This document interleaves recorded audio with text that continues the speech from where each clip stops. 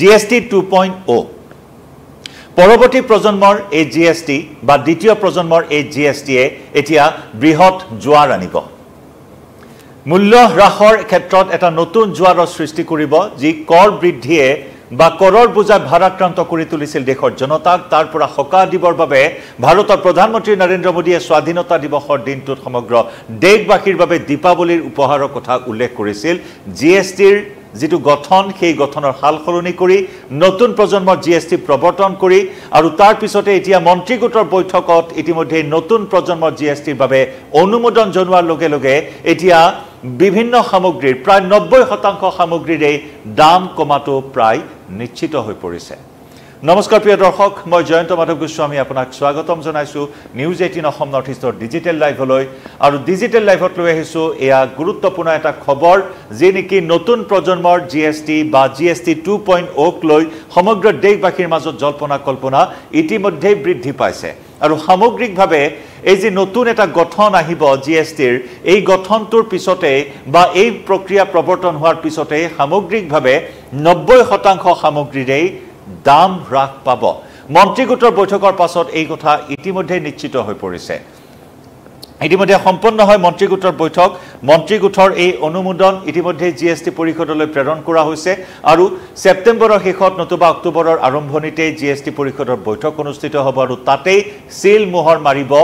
GST পৰিষদে এই নতুন প্ৰজন্মৰ GST 2.0 য'ত নেকি 4 তৰপীয়া GST পৰিৱৰ্তে এই 2.0 থাকিব দুটা স্তৰৰ GST পূৰ্বতে আমি সকলোৱে জানো 2017 চনত প্ৰৱৰ্তন কৰা GSTত 4টা স্তৰ আছিল বা 4 তৰপীয়া GST আছিল তাতে আছিল 5% স্ল্যাব তাত আছিল 12% স্ল্যাব তাত আছিল 18% স্ল্যাব আৰু 28% স্ল্যাব এতিয়া দুটা স্ল্যাবৰ বিলুপ্তি ঘটোৱা হ'ব আৰু বিলুপ্তি ঘটোৱা স্ল্যাব দুটা হ'ব 28% আৰু 12% যি স্ল্যাব হিয়া 5% লৈ হ্ৰাস কৰি অনা হ'ব আৰু 28% আৰোপিত যিসমূহ সামগ্ৰী আছে 28% GST আৰোপিত সামগ্ৰীৰ GST হ্ৰাস পাব 18% লৈ গতিকে নিত্য ব্যৱহাৰ্য সামগ্ৰী 99% নিত্য ব্যৱহাৰ্য সামগ্ৰীৰ দাম হ্ৰাস পাব আৰু 28% স্ল্যাবৰ যি সামগ্ৰী GST আৰোপ কৰা হৈছিল পূৰ্বে হিয়া 18% লৈ হ্ৰাস কৰি অনা হ'ব আৰু সামগ্ৰিকভাৱে প্ৰায় 90% সামগ্ৰীৰ দাম হ্ৰাস পাব GST 2.0 আমি জনাইছো যে অনুষ্ঠিত হৈ যায় মন্ত্ৰী গোটৰ বৈঠক বৃহস্পতিবাৰে অনুষ্ঠিত হোৱা মন্ত্ৰী গোটৰ বৈঠক য'ত অধ্যক্ষ হিচাপে আছিল বিহাৰৰ উপমুখ্যমন্ত্ৰী সম্ৰাট চৌধুৰীৰ অধ্যক্ষতাত অনুষ্ঠিত হোৱা মন্ত্ৰী গোটৰ বৈঠকত কেইবাখনো ৰাজ্যৰ প্ৰতিনিধি আছিল আৰু সেই বৈঠকতে 4 স্তৰীয় GST দুটা স্তৰত সীমিত ৰখাৰ সিদ্ধান্ত যি কেন্দ্ৰৰ সিদ্ধান্ত আছিল যি কেন্দ্ৰৰ প্ৰস্তাৱ আছিল সেই প্ৰস্তাৱত ইতিমধ্যে মন্ত্ৰী গোটে সিল মোহৰ মাৰিছে সেই প্ৰস্তাৱত মন্ত্ৰী গোটে অনুমোদন জনাইছে 4 তৰপীয়া GST হ'ব দুটা স্তৰৰ বিলুপ্ত হ'ব আমি ইতিমধ্যে উল্লেখ কৰিছো 12 আৰু 28% স্ল্যাব 5% আৰু 18% স্তৰে সামৰি ল'ব সকলো সামগ্ৰী 5 আৰু 18% স্তৰে সকলো সামগ্ৰী সামৰি ল'ব আৰু তাৰ ভিতৰত 5% GST আৰোপ কৰা হ'ব নিত্য ব্যৱহাৰ্য 99% সামগ্ৰীতে আৰু পূৰ্বৰ 28% GST আৰোপিত সামগ্ৰীত এতিয়া 18% GST লৈ হ্ৰাস কৰি অনা হ'ব এতিয়া কি সামগ্ৰীৰ দাম হ্ৰাস পাব ইয়াকে লৈ জল্পনা কল্পনা চলি আছে তাৰ ভিতৰত গুৰুত্বপূৰ্ণ খবৰ আমি লৈ আহিছো আপোনালোকৰ বাবে দাম হ্ৰাস পাব পাৰে টিভি ফ্ৰিজ মোবাইল ফোন কাপোৰ জোতা চেণ্ডেল পেকেটৰ খাদ্য ঔষধকে ধৰি বিভিন্ন সামগ্ৰীৰ দাম হ্ৰাস পাব বুলি এই মুহূৰ্তত এটা স্পষ্ট ধাৰণা সন্মুখলৈ আহিছে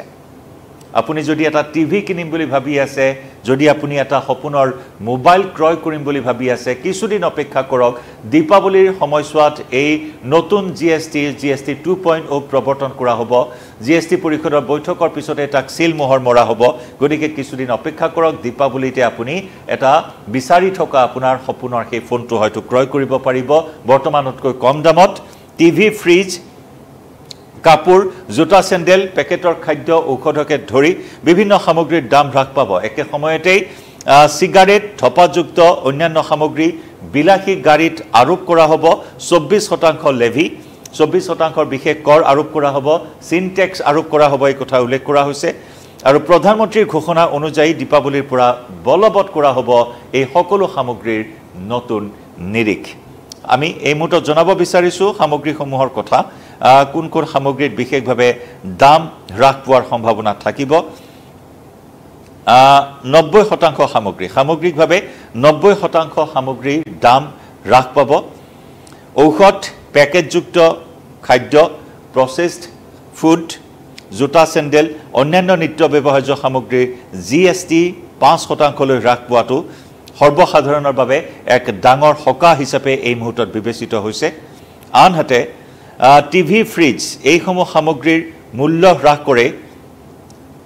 এটা ইতিবাচক প্ৰভাৱ পেলাব বুলি কোৱা হৈছে য'ত নেকি পূৰ্বৰ 28% আৰোপিত আছিল টিভি ফ্ৰিজত জিএসটি এতিয়া টিভি ফ্ৰিজ মোবাইল ফোন বা অন্যান্য ইলেক্ট্ৰিক সামগ্ৰীৰ জিএসটি 18% স্লেবলৈ হ্ৰাস কৰি অনা হ'ব 18% স্তৰলৈ হ্ৰাস কৰি অনাৰ ফলত বজাৰত এটা ইতিবাচক প্ৰভাৱ পেলাব বুলি আশা কৰা হৈছে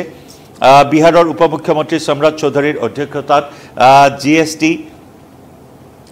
জিএসটি মন্ত্ৰী গজেন্দ্ৰ সিং পশ্চিমবংগৰ বিত্তমন্ত্ৰী চন্দ্ৰিমা ভট্টাচাৰ্য কৰ্ণাটকৰ ৰাজহ মন্ত্ৰী কৃষ্ণ গৌড়া আৰু কেৰালাৰ বিত্তমন্ত্ৰী কে এল আগৰৱাল উপস্থিত আছিল বৈঠকত আৰু মন্ত্ৰী গোটৰ অনুমোদন বুলি কেন্দ্ৰীয় বিত্তমন্ত্ৰী নিৰ্মলা সীতাৰমণৰ অধ্যক্ষতাত জিএসটি পৰিষদলৈ প্ৰেৰণ কৰা হ'ব আনহাতে আন এটা বৃহৎ সকাহ প্ৰদান কৰা হৈছে আৰু সেই সকাহটো হৈছে যে স্বাস্থ্য বীমা কৰমুক্ত ঘোষণা কৰা হৈছে বা কৰমুক্ত কৰাৰ ক্ষেত্ৰত অনুমোদন জনাইছে মন্ত্ৰী গোটৰ বৈঠকে এক গুৰুত্বপূৰ্ণ খবৰ এই মুহূৰ্তত আমি জনাইছো পূৰ্বতে 18% স্লেবত অন্তৰ্ভুক্ত কৰা হৈছিল স্বাস্থ্য বীমা আৰু সেই স্বাস্থ্য বীমা এতিয়া কৰমুক্ত কৰা ঘোষণাই বা সিদ্ধান্তই আন এক বৃহৎ সকাহ প্ৰদান কৰিব সৰ্বসাধাৰণ ৰাইজক এয়া হৈছে অত্যন্ত এটা গুৰুত্বপূৰ্ণ খবৰ দ্বিতীয় পৰ্যায়ৰ জিএসটি অৰ্থাৎ জিএসটি 2.0 এই সংস্কাৰত চূড়ান্ত অনুমোদন ইতিমধ্যে জনোৱা হৈছে ইতিমধ্যে আমি জনাইছো যে 2017 চনত দেশত বলবৎ কৰা হৈছিল জিএসটি আৰু এই জিএসটিৰ সংস্কাৰৰ ক্ষেত্ৰত এয়াই হৈছে এটা সৰ্ববৃহৎ সংস্কাৰ কৰা হৈছে প্ৰথমবাৰৰ বাবে য'ত নেকি ঔষধ পেকেটযুক্ত খাদ্য জোতা চেণ্ডেল কাপোৰ মোবাইল ফোন টিভি ফ্ৰিজ বিভিন্ন সামগ্ৰীৰ মূল্য হ্ৰাস পোৱাটো ইতিমধ্যে এটা নতুন গতি প্ৰদান কৰিব যি বজাৰত ইতিমধ্যে সংকুচিত হৈ পৰিছিল অৰ্থনৈতিক অৱস্থা সংকুচিত হৈ পৰিছিল আৰু সেই সংকুচিত হৈ পৰা অৰ্থনৈতিক এটা নতুন গতি প্ৰদান কৰা হ'ব বুলিও নতুন গতি প্ৰদান কৰিব বুলিও আশা কৰা হৈছে এই মুহূৰ্তত আমি আপোনাক জনাইছো যে এটা গুৰুত্বপূৰ্ণ খবৰ যে কৰমুক্ত কৰা হ'ব স্বাস্থ্য বীমা পূৰ্বতে 18% স্লেবত আছিল আৰু সেই স্বাস্থ্য বীমা এতিয়া কৰমুক্ত ঘোষণা কৰা হ'ব অৱশ্যে কিছু ৰাজ্যই এই ক্ষেত্ৰত আপত্তি দৰ্শাইছে যদিও অধিকাংশ ৰাজ্যই ইয়াত সহমত প্ৰকাশ কৰা পৰিলক্ষিত হৈছে যিসমূহ ৰাজ্যৰ প্ৰতিনিধি এই বৈঠকত উপস্থিত আছিল আৰু সেই অধিকাংশ ৰাজ্যৰ প্ৰতিনিধিয়ে এই ক্ষেত্ৰত সহমত প্ৰকাশ কৰিছে যদিও কোনো ৰাজ্যই অৱশ্যে স্বাস্থ্য বীমা কৰমুক্তৰ সিদ্ধান্তত আপত্তি দৰ্শাইছে যদিও অৱশেষত সকলোৱে সহমতত উপনীত হৈছে কালিৰ এই মন্ত্ৰী গোটৰ বৈঠকত এই বৈঠকত আমি ইতিমধ্যে উল্লেখ কৰিছো যে বিহাৰৰ উপমুখ্যমন্ত্ৰী সম্ৰাট চৌধুৰীৰ লগতে পশ্চিমবংগ উত্তৰ প্ৰদেশ ৰাজস্থান কৰ্ণাটক আৰু কেৰালা চৰকাৰৰ প্ৰতিনিধি উপস্থিত থাকে এই বৈঠকত 18% জিএসটি প্ৰত্যাহাৰৰ প্ৰস্তাৱত সহমত পোষণ কৰিলে আমি ইতিমধ্যে জনাইছো একাংশ ৰাজ্যই স্বাস্থ্য আৰু জীৱন বীমা কৰমুক্ত কৰাৰ প্ৰস্তাৱত আপত্তি দৰ্শাইছে যদি জিএসটি পৰিষদৰ বৈঠকত বীমাৰ পৰা 18% জিএসটি প্ৰত্যাহাৰত চূড়ান্ত অনুমোদন জনায় স্বাভাৱিকতে স্বাস্থ্য বীমা আৰু জীৱন বীমাৰ প্ৰিমিয়াৰ যথেষ্ট পৰিমাণে হ্ৰাস পাব ইয়েও জনসাধাৰণক এটা বৃহৎ সকাহ প্ৰদান কৰিব ইতিমধ্যে পশ্চিমবংগৰ মুখ্যমন্ত্ৰী মমতা বেনাৰ্জীয়েও কেন্দ্ৰীয় চৰকাৰক বিভিন্ন সময়ত দাবী জনাই আহিছে যে স্বাস্থ্য বীমা জীৱন বীমা কৰমুক্ত কৰিব লাগে একেদৰে বিৰোধীয়েও এই বিষয়টো তীব্ৰ প্ৰতিবাদ কৰি আহিছে বিগত সময়ছোৱাত বিৰোধীয়েও এই বিষয়টোক এটা ইস্যু হিচাপে লৈ আহিছে যে কি কাৰণত স্বাস্থ্য বা জীৱন বীমাৰ ক্ষেত্ৰত 18% জিএসটি আৰোপ কৰা হয় এই ক্ষেত্ৰত বিৰোধীয়েও তীব্ৰ সমালোচনা তীব্ৰ প্ৰতিবাদ কৰি আহিছিল বিগত সময়ছোৱাত গতিকে সকলো দিক চাই কালি মন্ত্ৰী গোটৰ বৈঠকত স্বাস্থ্য বা জীৱন বীমা সম্পূৰ্ণ কৰমুক্ত যদি জিএসটি পৰিষদে এই অনুমোদনত সঁহাৰি জনায় তেতিয়া হলে স্বাস্থ্য বীমা জীৱন বীমাৰ প্ৰিমিয়াৰো যথেষ্ট পৰিমাণে হ্ৰাস পাব গতিকে সৰ্বতো প্ৰকাৰে সৰ্বসাধাৰণ ৰাইজক কৰৰ বোজাৰ পৰা মুক্ত কৰিবলৈ এই নতুন প্ৰজন্মৰ জিএসটি যি নেকি প্ৰথমবাৰৰ বাবে এটা ব্যাপক সংস্কাৰ হ'বলৈ গৈ আছে নতুন প্ৰজন্মৰ জিএসটিত আৰু এই সংস্কাৰে এতিয়া হাঁহি বিৰিঙাব সমগ্ৰ দেশবাসীৰ মুখত সৰ্বসাধাৰণ জনতাৰ মুখত এক বাম্পাৰ উপহাৰৰ কথা প্ৰধানমন্ত্ৰীয়ে উল্লেখ কৰিছিল দীপাৱলীৰ সময়ছোৱাত আৰু আমি পুনৰ জনাইছো সেপ্টেম্বৰৰ শেষত নতুবা অক্টোবৰৰ প্ৰথম ভাগতে জিএসটি পৰিষদৰ বৈঠক অনুষ্ঠিত হ'ব আৰু জিএসটি কাউন্সিলৰ সেই বৈঠকে মন্ত্ৰীগোটে প্ৰেৰণ কৰা অনুমোদনত যদি সিল মোহৰ মাৰে তেতিয়া হলে সামগ্ৰিকভাৱে 90% সামগ্ৰীৰ দাম হ্ৰাস পাব যে নেকি 5% স্লেবত প্ৰায় 99% সামগ্ৰীৰ দাম হ্ৰাস পাব নিত্য ব্যৱহাৰ্য সামগ্ৰীৰ এই দাম হ্ৰাসে সকাহ দিব দেশবাসীক গতিকে জনাই যাম এই সন্দৰ্ভত প্ৰতিটো আপডেট আপোনালোকৰ সন্মুখত এই মুহূৰ্তত ডিজিটেল লাইভৰ পৰা বিদায় লম নমস্কাৰ